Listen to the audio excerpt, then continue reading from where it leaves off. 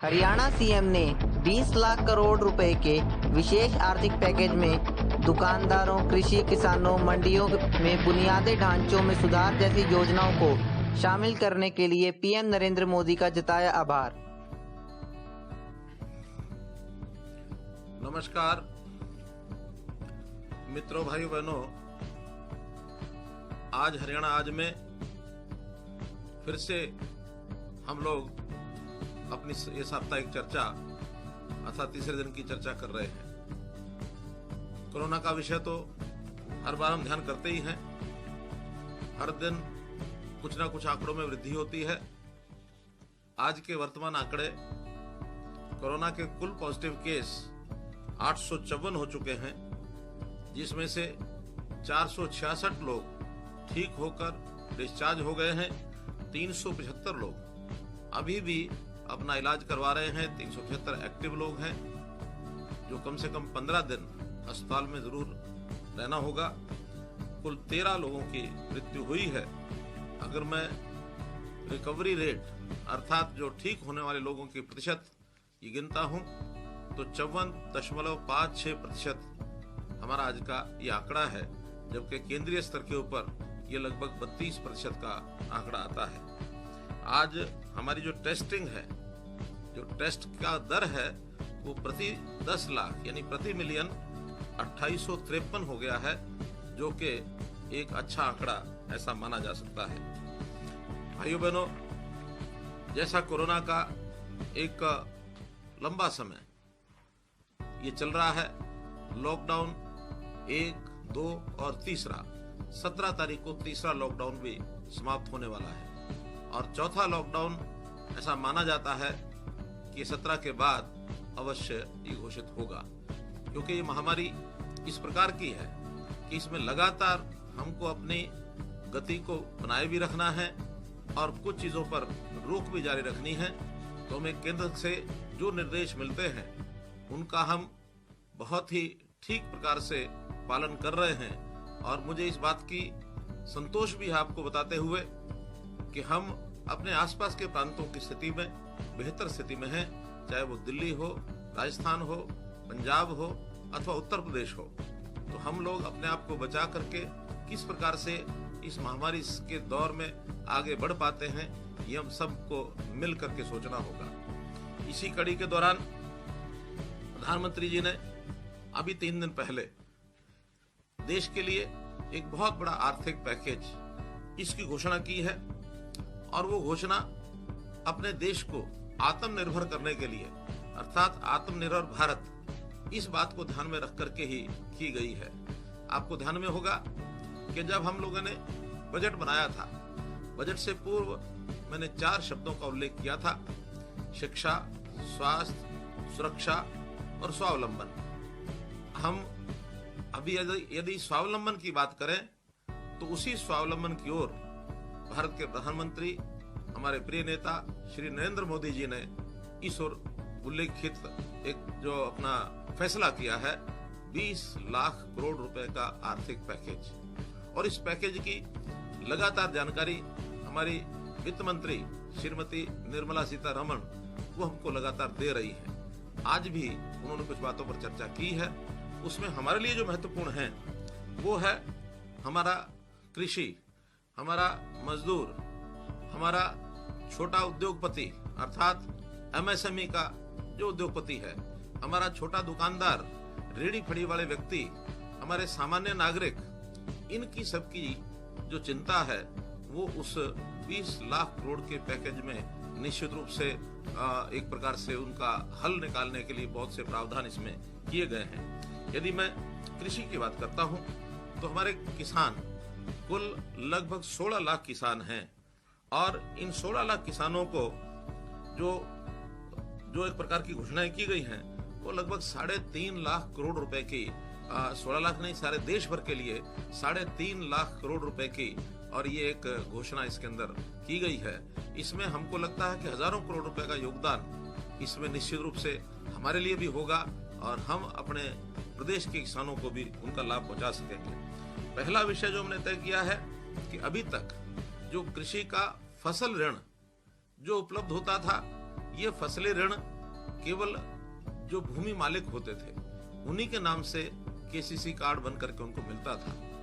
अब हमने हरियाणा में तय किया है कि एक कानून लाकर हम लोग जो ठेके पर जमीन लेते हैं अर्थात जो काश्तकार होते हैं, ये फसली ऋण बैंकों से उनको भी मिल सकेगा ताकि अपनी फसल की कटाई करने के बाद वो उस ऋण को उतार सकते हैं। इसलिए इस एक्ट बनने के बाद किसी भी जमीन के मालिक को कोई खतरा नहीं रहेगा कि गिरदावरी यदि काश्तकार के नाम से हो जाती है तो उससे जमीन की मलकियत का कोई असर नहीं पड़ने वाला। इसलिए एक बहुत बड़ा प्रावधान ये हरियाणा के अंदर हम लेकर के आ रहे हैं और ये जो लाभ हैं जितने भी वो उस ठेके पर जमीन लेने वाले व्यक्ति को भी उसका अतिरिक्त ये लाभ मिल सकेगा। हम लोग मंडियों के अंदर अपना फसल बेचने के लिए जाते हैं, अभी भी प्रोक्योरमेंट का सीजन चल रहा है। बहुत से इंफ्रास्ट्रक्चर के विषय, इस इंफ्रास्ट्रक्चर पर भी इस घोषणा में लगभग 1 लाख करोड़ रुपया ये रखा गया है। तो ऐसी इंफ्रास्ट्रक्चर की जो जितनी भी व्यवस्थाएं या जितने सुधार, जितना प्रबंध वो करना होगा। विशेष तौर पर क्रॉप डायर अर्थात फसलों को सुखाने के लिए, क्योंकि हम जानते हैं कि मॉइस्चर एक बहुत बड़ी बाधा प्रोक्योरमेंट में होती है। तो उस मॉइस्चर को ठीक स्टैंडर्डाइज करने के लिए, ठीक उसका अनुपातिक जो आवश्यकता है वहां तक लाने के लिए फसलों की सुखाने की दृष्टि से वहां क्रॉप डायर लगाए जाएंगे। ये योजना भी हमने बनाई है। मुझे खुशी है कि भावांतर भरपाई योजना जो हरियाणा में पिछले 3 वर्ष से हमने चलाई है, इसको प्रधानमंत्री जी ने अपने इस पैकेज के अंदर शामिल किया है और इसको सारे देश भर में लागू करने की बात कही है। हमारे यहाँ FPOs जो फार्मर्स प्रोड्यूसर्स ऑर्गेनाइजेशन बनी हुई है, 500 के लगभग पहले से बनी है। इस घोषणा के अंदर प्रधानमंत्री जी ने उसका बजट और बढ़ाया है और इसको लागू करते हुए हम अपने 500 FPOs को 1500 FPOs तक अर्थात 1000 नए FPOs और बढ़ाएंगे और इसका प्रावधान भी हमको इस पैकेज में मिलेगा। और इसमें जो हमारे छोटे किसान हैं सब मिल करके अपनी ऑर्गेनाइजेशन बना के अपनी फसलों की बिक्री ये आसानी से कर पाएंगे। किसान अपना साइड बिजनेस के नाते, अतिरिक्त आय के नाते मछली पालन, इसको भी कई बार छोटा किसान करता है। तो मछली पालन को भी बढ़ावा देने के लिए प्रधानमंत्री मत्स्य संपदा योजना ये बनाई गई है और इसमें विशेष तौर पर जो क्षारीय जमीन है, शोरे वाली जमीन है, इस जमीन में हमारे मछली पालन के केंद्र बढ़ाए जाएंगे। केंद्र का 20,000 करोड़ रुपए का प्रावधान किया गया है, जिसमें 400 से 500 करोड़ रुपए तक का लाभ ये हरियाणा के हमारे किसान मछली पालक ये भी उठा सकेंगे। और हमारी जो जमीन है, जो शोरे वाली जमीन, क्षारीय जमीन, इसको ठीक करने का मौका भी हम इसमें मिलेगा। इसी प्रकार पशुपालन के नाते से दूध से बनी चीजें, दूध से बने उत्पाद, चाहे उसमें घी है अथवा खोया है, उसमें दूध का पाउडर है, दही है, लस्सी है, खीर है, मक्खन है, आदि ये सब चीजें, इस प्रोसेसिंग के लिए भी पशुपालन विभाग को एक बहुत बड़ी राशि ये सस्ते ऋण और अनुदान ये भी घोषित किए गए हैं। दूध की पैकिंग, ताकि पैक्ड दूध ये भी बाजार में बेचा जा सके, इसका भी प्रावधान हमारे इस पैकेज के अंदर प्रधानमंत्री जी ने किया है। पशुपालन और मछली पालन, इनको भी किसान क्रेडिट कार्ड के तर्ज पर ही KCC किसान क्रेडिट कार्ड इनको भी जारी किए जाएंगे ताकि ये भी अपने उस कार्ड का ये लाभ उठा सकते हैं। कृषि हमारे लिए बहुत ही महत्वपूर्ण एक ऐसा विषय है जिसको हरियाणा की रीढ़ की हड्डी कहा जा सकता है। अब केंद्र सरकार ने इस प्रकार के कृषि और किसान कल्याण के नाते से ये जो चीजें घोषित की हैं, इसका बहुत बड़ा एक लाभ हमको मिलेगा। मंडियों का सुदृढ़ीकरण, मंडियों में अभी जो हमको कठिनाई आती है, आगे चल करके मंडियों का विस्तार भी होने वाला है, इंफ्रास्ट्रक्चर भी अच्छा होने वाला है। हमारी फसल जो किसान की होती है वो सीधा खेत से बिक्री हो, इस प्रकार की व्यवस्थाएं ऐसा करने का एक प्रावधान भारत सरकार ने करने की घोषणा की है। तो ऐसी फूड प्रोसेसिंग के नए नए प्रोजेक्ट हम लोगों ने अभी इंडस्ट्री में जो लघु उद्योग, मध्यम दर्जे के उद्योग, इसको बढ़ावा देने के लिए अब नई योजना बनाई है कि 22 जिले हमारे हरियाणा के, इन 22 के 22 जिलों में 22 क्लस्टर्स अलग अलग कैटेगरी के, इसकी हमने घोषणा की है और 22 क्लस्टर भी विशेष रूप से जो हमारे नौजवान को व्यवसाय दे सके, उनको एक प्रकार से रोजगार मिल सके, इसका ध्यान रखेंगे। और हमारे यहाँ का जो कच्चा माल है, किसान का उत्पाद है, वो उसमें रॉ मटेरियल के नाते से लग सके, ऐसे सब प्रोसेसिंग के, फूड प्रोसेसिंग के यूनिट्स, इनको भी हम लगाएंगे। छोटा उद्योग, इसकी ओर भी हम ध्यान करेंगे। तो इसके लिए वर्कर्स को ट्रेन करने के लिए हमने उनकी जो स्किल डेवलपमेंट है, इसके आधार पर भी इसको भी आगे बढ़ाने के लिए जो घोषणा की गई है प्रधानमंत्री जी द्वारा कि बहुत वर्कर अब जो इंडस्ट्री में से शायद उनको अपने नौकरी से हाथ धोना पड़ा है, उनको अपने काम से बाहर हटा दिया गया है क्योंकि उद्योग बंद हुए हैं। ऐसे जो रिट्रेंच्ड वर्कर्स हैं, बाहर निकाले गए वर्कर्स हैं, इनकी स्किलिंग का एक विशेष प्रोग्राम चलाएंगे ताकि अब नई आवश्यकताएं जो खड़ी होंगी, क्योंकि हमको मालूम है कि इस कोरोना के पीड़ के बाद व्यवस्थाओं में बहुत बदलाव होंगे, रहन सहन का तरीका बदलेगा, चीजें उनकी जो आवश्यकता है वो बदलेगी, उपलब्धता है वो बदलेगी। तो नई आवश्यकता के हिसाब से नए क्षेत्र के उद्योगों के लिए इन मजदूरों की स्किलिंग, इन कर्मचारियों की स्किलिंग, इसका नया प्रावधान करने के लिए भी इस पैकेज के अंदर एक व्यवस्था की गई है। इसका भी हम अपने यहाँ बहुत बड़ा उपयोग करेंगे और उठाएंगे। हम लोगों ने एमएसएमई का जो दायरा है, यानी इसी पैकेज में ये कहा गया कि उनका दायरा बढ़ाया गया है। जो सूक्ष्म और छोटे दायरे वाले जितने भी एमएसएमई थे, उनका दायरा बड़ा किया गया है, उनको ज्यादा काम करने का इसमें अवसर मिलेगा। और इसमें कोलेटरल फ्री, बिना गारंटी के 3 लाख करोड़ रुपए की राशि, इसका प्रावधान किया गया है ताकि ये लोग अपनी पूंजी को बढ़ाकर, अपनी आवश्यकता, अपनी कैपिटल इन्वेस्टमेंट, इसको बढ़ा करके अपने काम के दायरे को बढ़ा सकते हैं और अच्छा उत्पाद, क्वालिटी का उत्पाद पैदा करके, और मेक इन इंडिया का जो एक सपना है बहुत बड़ा, हम अपने यहाँ अपनी आवश्यकता की पूर्ति कर सके और साथ में इसको निर्यात भी कर सके। ऐसा एमएसएमई का दायरा, इसको बढ़ाने के लिए एक बहुत बड़ी घोषणा इसमें की गई है। इसी में जो अच्छा प्रदर्शन करने वाले एमएसएमईज हैं, बहुत एमएसएमईज कंपटीशन में आकर भी बहुत अच्छा प्रदर्शन करते हैं, उनको और बढ़ावा देने के लिए, यानी अच्छे को भी और अच्छा बनाने के लिए सरकार ने 50,000 करोड़ रुपए इसका पूंजी निवेश करने की एक व्यवस्था की है, जिसमें से 1,000 से लेकर 2,000 करोड़ रुपए तक का लाभ ये हरियाणा के एमएसएमई को भी होगा।